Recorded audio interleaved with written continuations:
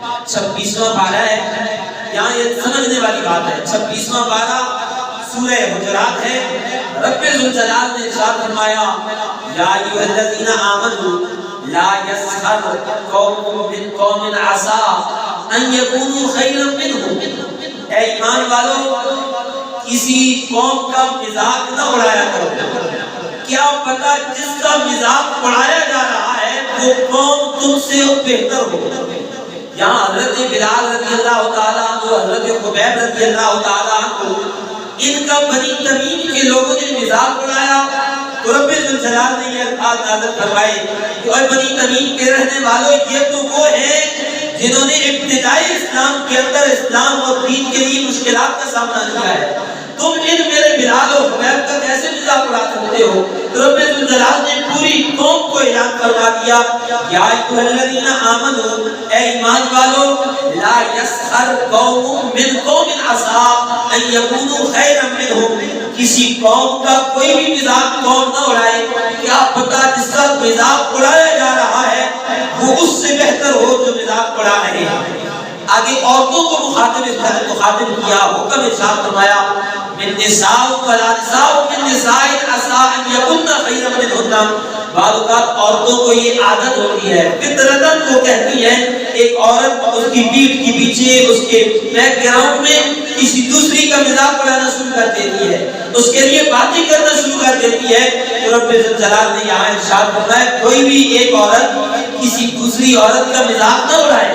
کیا پتہ جو مذاق اڑا رہی ہے وہ اس سے بہتر ہے جس کا مذاق اڑایا جا رہا ہے. تو یہاں یہ دو چیزیں ارشاد ہوئی، مردوں کو الگ حکم ارشاد فرمایا، عورتوں کو الگ حکم ارشاد فرمایا. آگے تیسری چیز ارشاد فرمائی ولا تلمزوا انفسکم. اے ایمان والو ایک دوسرے کے اوپر الزام تراشی نہ کرو، ایک دوسرے کو برا بھلا نہ کہو. تم اپنے راستے میں دیکھو کہ میں کون سا راستہ اختیار کیے ہوئے ہوں. کسی کو نشانہ بنا کے، کسی کو ٹیگ کر کے، کسی کو جو ہے وہ مخاطب کر کے یہ کہنا کہ یہ غلط ہو گیا، خدا غلط ہو گیا. ولا تلمزوا انفسکم. اپنے اندر ایک دوسرے پہ الزام نہ لگاؤ. آگے جو ہمارے موضوع کی بات ہے اس کے بارے میں رب ذوالجلال نے ارشاد فرمایا ولا تنابزوا بالالقاب. اے ایمان والو آپس میں ایک دوسرے کو برے القاب سے یاد نہ کرو.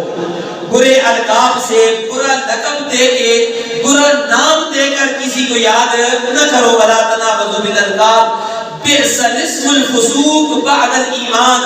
ایمان لانے کے بعد کسی کو فاسق کہنا، کسی کو گمراہ کہنا، یہ کتنا برا ہے، کتنا غلط ہے اور کتنا جو ہے وہ شریعت مطہرہ سے ہٹ کے ہے.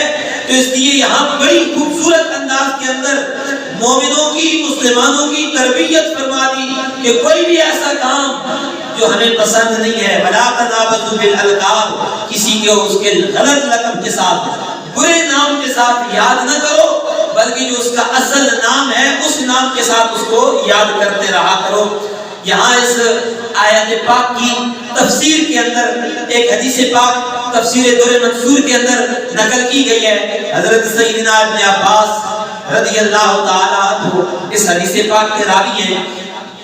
آپ فرماتے ہیں کہ آقا کریم صلی اللہ علیہ وسلم، اور یہاں اس حدیث آیت پاک کا مطلب یہ ہے کہ ایک بندہ گناہگار ہو، ایک بندہ خطاکار ہو، سیاہکار ہو، اور سیاہکاریاں گناہکاریاں کرنے کے بعد وہ پکی توبہ کر چکا ہو، وہ اپنے آپ کو رب ذوالجلال کی بارگاہ میں پیش کر چکا ہو کہ پروردگار عالم میں معافی مانگتا ہوں، وہ معافی مانگ چکا ہو. اب جس آدمی نے گناہ کرنے کے بعد معافی مانگ لی اور اس کی معافی پورے لوگوں کو پتا ہے، اب اس آدمی کو جس نے توبہ کر لی ہے اس کو اس کے پچھلے گناہ یاد کروا کے شرمندگی دلوانا یہ ہے کہ ولا تنابزوا بالالقاب.